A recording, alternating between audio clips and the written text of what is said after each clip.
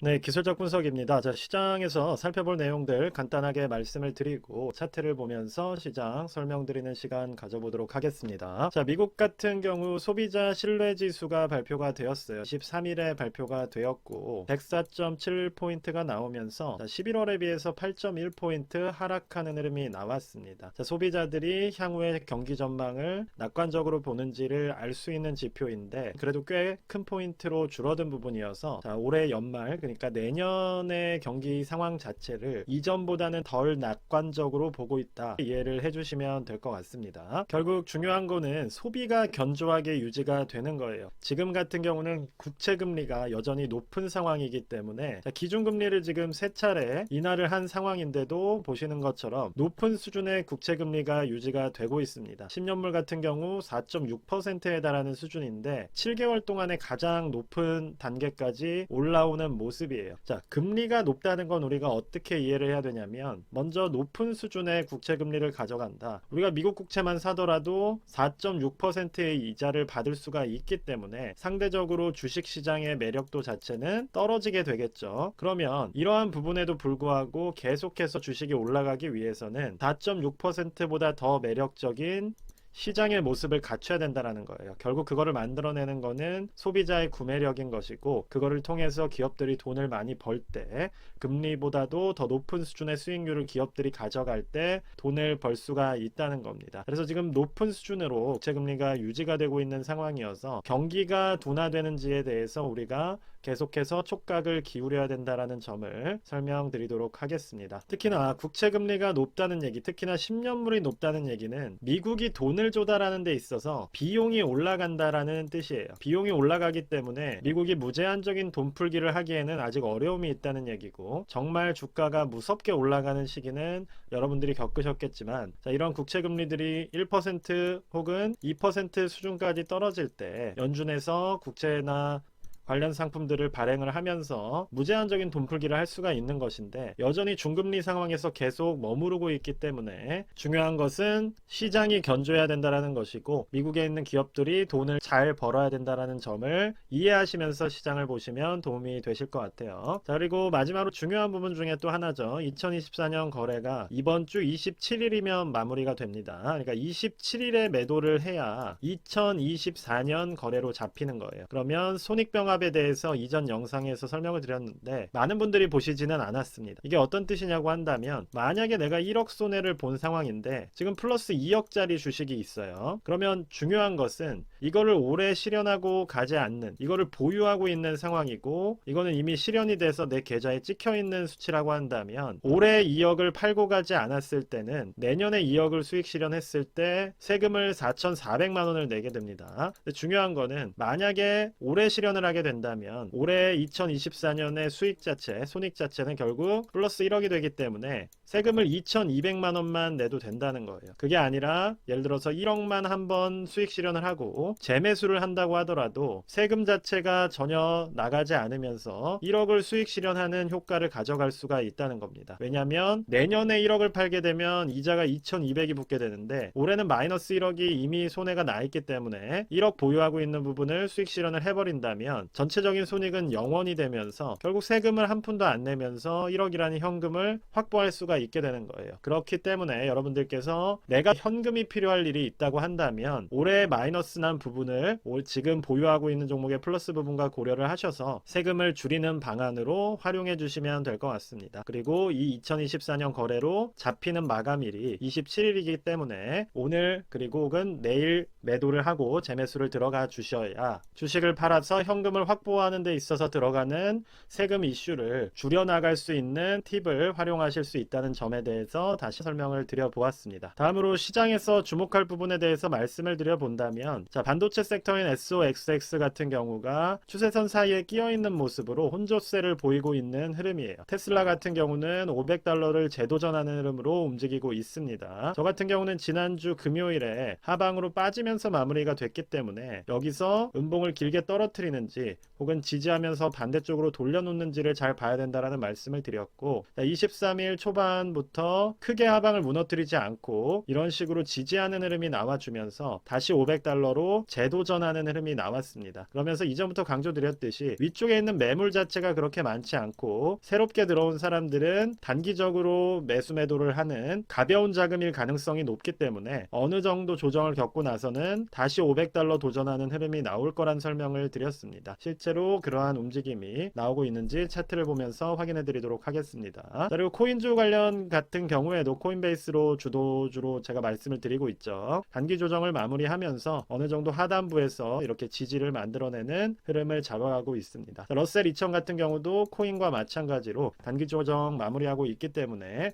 중소형주에 있어서 투자 기회가 새롭게 접근하고 있다는 점을 설명드리도록 하겠습니다. 자, 그러면 차트를 보면서 말씀을 드려 나스닥 같은 경우는 51선 인근에서 지지를 만들어내면서 재반등하는 흐름이 나와주고 있습니다. 말 그대로 산타랠리라고 볼 수가 있는 것인데, 자, 25일 크리스마스가 잡혀있는 이번 주 동안에 반대쪽으로 밀어 올리면서 연말에 결과적으로 수익률 자체를 플러스로 전환시키려는 움직임 만들어가고 있는 상황이고, MACD로 보더라도 하방을 어느 정도 마무리하고 재상승하는 흐름으로 돌려놓고 있기 때문에 지금은 투자를 안 해야 될 시기까지는 아닌 것 같아요. 단기적인 조정을 여기서 끝내 놓았기 때문에. 다만 나스닥이나 S&P 500 같은 경우는 계속 강조를 드리고 있듯이 이렇게 또 올라왔다가 하루 만에 뺄 수가 있는 왜냐면 시계열상의 상승이 너무 길었기 때문에 상승 여력에 한계가 있을 수 있어서 이 부분에 투자를 하기보다는 조금은 조정을 받았던 반도체 섹터나 러셀 2000 같은 경우를 괜찮은 투자 포인트를 잡아내는 데 집중하시는 게 더 좋을 것 같습니다. 자, 그런 측면에서 반도체 섹터를 좀 살펴본다면 지금은 하방 지지라인과 상방의 지지라인 사이에서 껴있는 흐름이 나오고 있어요. 결국 이 안에서 움직일 때는 우리가 크게 관심을 가질 필요가 없다란 말씀을 드렸습니다. 최소한 반도체 섹터가 올라서려면 단기적인 우리가 이평 라인으로 살펴보게 되면 지금 종가 기준으로 잡혀있는 이 구간이 가장 많은 장기 이평이 몰려있는 구간이에요. 그럼 이 위에부터는 최근에 들어왔던 매물대로 볼 때는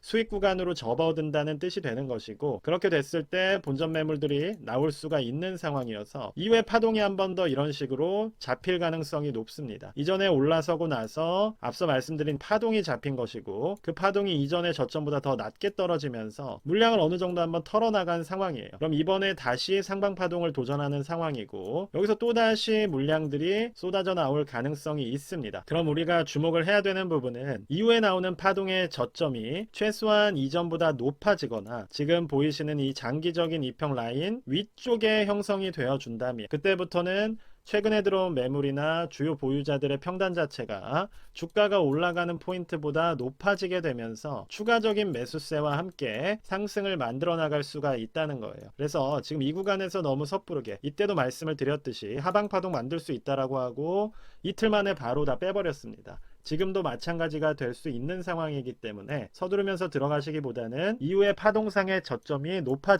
높아진다면 주요한 이평 라인 위쪽으로 형성이 되는지를 보시면서 매물대를 벗어나는 포인트에서 내가 반도체 섹터를 투자하겠다고 준비를 해주시는 게 좋을 것 같습니다. 자, 일간으로 보더라도 아직은 위쪽에 51선, 201선 매물대가 존재를 하고 있기 때문에 이 부분을 올라서는 어떤 파동적인 흐름, 그리고 워낙 많은 매물대가 몰려있는 구간이다 보니까 탈출을 하는 데 있어서는 강한 에너지가 필요하다는 점을 이해를 해주시면서 향후에 이 부분을 강하게 양봉으로 돌파를 한다거나 아니면 단기적인 파동을 만들더라도 이 부분을 이렇게 짧게 가져가면서 심리 자체를 아예 돌려놓는 재상승이 나오는 포인트에서 매수가 들어가도 되기 때문에 저는 그런 부분들을 지켜보면서 말씀을 드릴 것이고, 아직은 조금은 애매한 구간에 있다라고 정리를 해드릴 수가 있을 것 같아요. 러셀 같은 경우 보시게 된다면 하방 추세 라인을 만들고 있다라는 점을 강조를 드렸고, 저는 51선에서 지지가 한번 나올 수 있다라는 뷰를 드렸었는데 51선을 무너뜨렸기 때문에 201선 인근까지 조정을 가져갈 수 있다는 점도 설명을 드렸습니다. 실제로 200선 인근에서 양봉으로 지지가 나왔고 단기 이평에 올라서는 캔들이 이렇게 나왔기 때문에 앞으로는 상방을 그려가면서 중소형주 위주의 랠리가 나올 수가 있는 상황이에요. 그러면 이러한 부분들을 공략을 해주시면서 수십 퍼센트 가까운 수익률들을 노려주실 수 있다는 점에 대해서 말씀 말씀드리도록 하겠습니다. 저 같은 경우는 멤버십을 통해서 최근에 300% 수익을 본 적이 있고 지금 신규로 들어간 종목도 80% 수익까지 도달한 상황이어서 이러한 중소형주들에서도 상승의 기회가 있다는 점을 말씀을 드리면서 도움받으실 분들은 멤버십을 활용해 주시면 좋을 것 같습니다. 주요한 대장주인 테슬라에 대해서 설명을 드려본다면 앞서 강조드렸던 23일의 흐름이 이 부분에서 잡혔던 거예요. 그러면 우리가 예를 들어 2시간 봉으로 살펴보게 된다면 23일에 어느 정도 지지를 만들어냈습니다. 지지를 만들어냈기 때문에 상방을 그려낸 것이고 7% 상승을 다시 만들어내면서 $500를 도전하는 흐름으로 움직이고 있어요. 일간 추세로 보더라도 저 같은 경우는 23일에 장 초반 움직임이 중요하다는 말씀을 드렸는데 결과적으로 아랫꼬리를 만드는 십자형을 만들어내면서 하방 지지를 보여주는 캔들로 마무리가 되었습니다. 결국 아랫꼬리가 잡혔다는 얘기는 밀어올리는 에너지가 있었다는 얘기고 십자형이란 얘기는 종가와 시가가 동일했다는 얘기이기 때문에 전체적인 지지라인 자체가 확인이 된 부분이고 그 지지라인이 확인이 된 상황에서 반대쪽으로 올려놓는 움직임이 나왔어요. 그러면 여기에 존재하는 매물들은 이때 또 털려 나간 것이고 실제 지금의 가격보다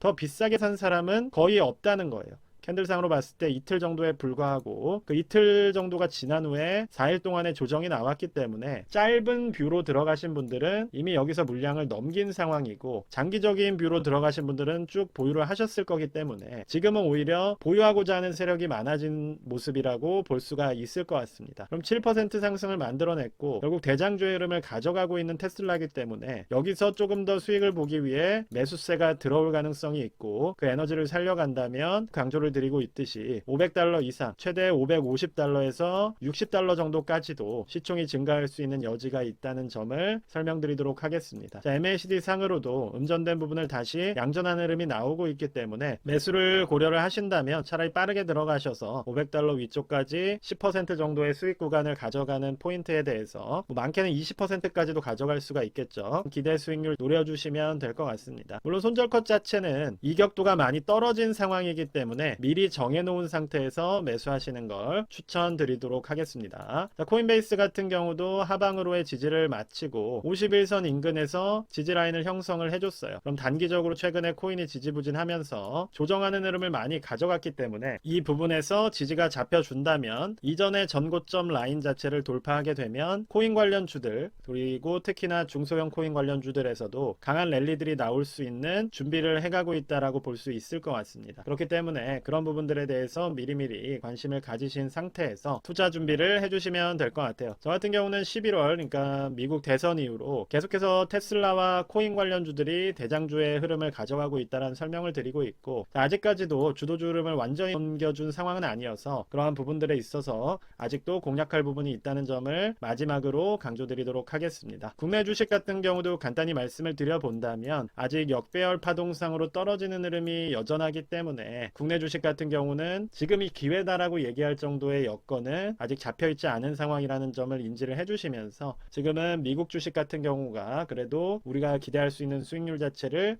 더 높게 가져갈 수 있다는 점에 착안을 해주시면서 높아진 환율로 인한 해칭도 가능하기 때문에 적극적으로 해외 주식을 공략하시는 것도 나쁘지 않은 시기라는 점 설명드리도록 하겠습니다. 자, 일단 오늘 영상은 여기까지만 말씀드리도록 하겠고요. 영상이 도움이 되셨으면 구독과 좋아요 부탁드립니다. 감사합니다.